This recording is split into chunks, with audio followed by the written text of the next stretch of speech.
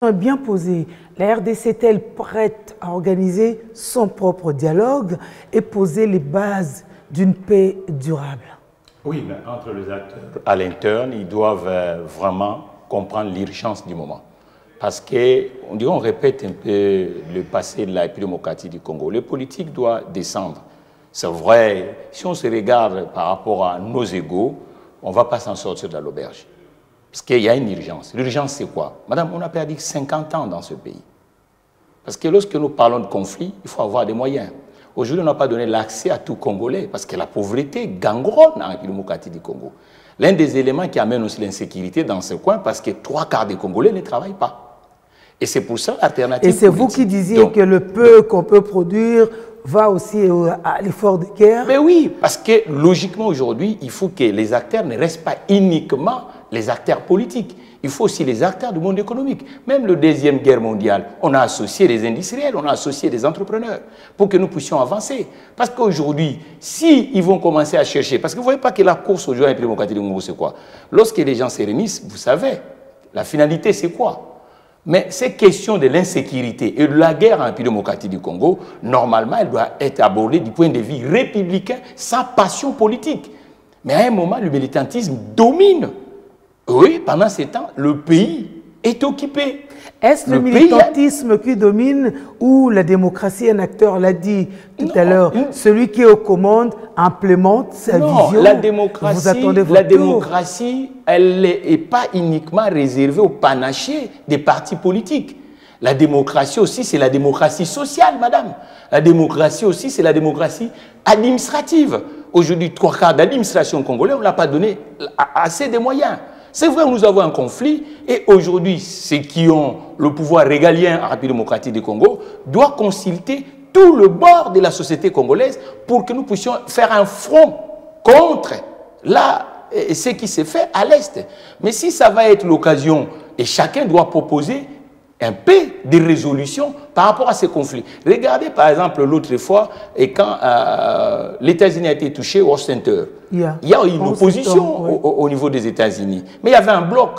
En France, quand il y avait l'hypercacheur, il y a un bloc. C'est-à-dire que celui qui dirige, celui qui est à la tête des institutions de la République démocratique du Congo, doit faire de sorte que la plupart des acteurs congolais puissent comprendre qu'est-ce qu'on doit faire, comment on doit avancer. Nous avons fait Outenika, nous avons fait le dialogue ici avec, dans les années 90, Conférence nationale souveraine. Il y a plusieurs tables rondes, mais l'essentiel qui est social, qui est économique, parce qu'un conflit politico-administratif écrase l'économie.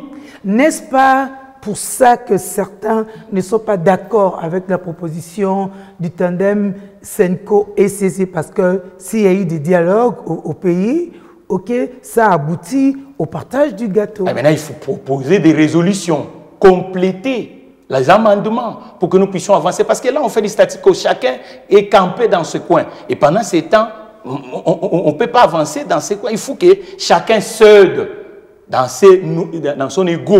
Il faut que chacun cède quelque chose pour que nous puissions avancer. Et c'est comme ça que ça doit se passer. Parce que quand vous parlez de chacun qui cède, vous pensez aussi aux religieux, parce qu'on a vu un des religieux dire que les autres religieux auraient un agenda caché. Finalement, qui dit entre les religieux aussi, ils doivent céder, ils doivent coaliser, parce que c'est eux le père de foi. Mais apparemment, le violon ne s'accorde pas. Non, mais il faut que le violon s'accorde, parce qu'on n'a pas le temps à perdre, Madame Julie.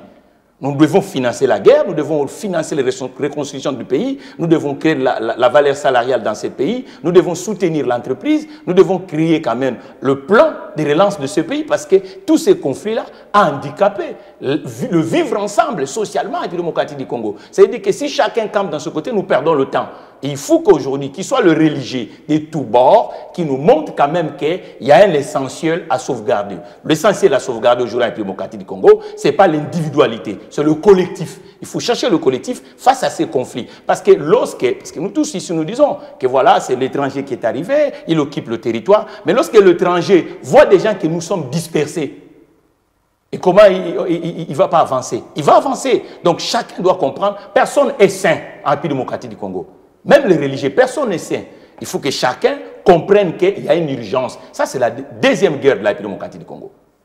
La première, jusqu'à aujourd'hui, on n'a pas regagné. Et la deuxième, nous sommes en train de perdre du point de vue socio-économique. C'est-à-dire que le territoire est occupé. Comme le territoire est occupé, je lance l'appel à tous les acteurs de la République démocratique du Congo de comprendre que les divergences, il y en a. Dans toute la nation, il y a des divergences. Mais maintenant, dans des conflits tels que la nôtre, nous devons vraiment être unis pour avancer. Et si on allait carrément au référendum, quelqu'un l'a soutenu tout à l'heure parce qu'on est dans un contexte où les institutions sont légitimes, allons-y au référendum, le peuple se prononce. Madame, le référendum, c'est une élection. Et vous savez, dans cet esprit qu'on a aujourd'hui, je pense que ça sera houleux. Cherchons une résolution. Moi, j'ai l'impression que nous perdons le temps. Il ne faut pas perdre le temps. On va commencer à se discuter et pendant ce temps, le territoire est occupé. Pendant ce temps, la population ne trouve même pas le chemin d'agir socialement dans le territoire. C'est-à-dire qu'aujourd'hui, le territoire, une grande nation comme la République démocratique du Congo, avec cette démographie, mais 3/4 des gens ne travaillent pas et que l'exode rural est devenu le premier instrument de la République démocratique du Congo, je crois que ce conflit, il faut qu'on essaie un peu d'évoluer aux erreurs du passé. Parce que là, je vois 1960 et que les acteurs politiques, chacun campe dans ce coin et c'est donc il faut l'humidité procède aussi à l'avancement d'un collectif. Pourtant, le chef l'a dit, aucune initiative en dehors de ce que lui penserait.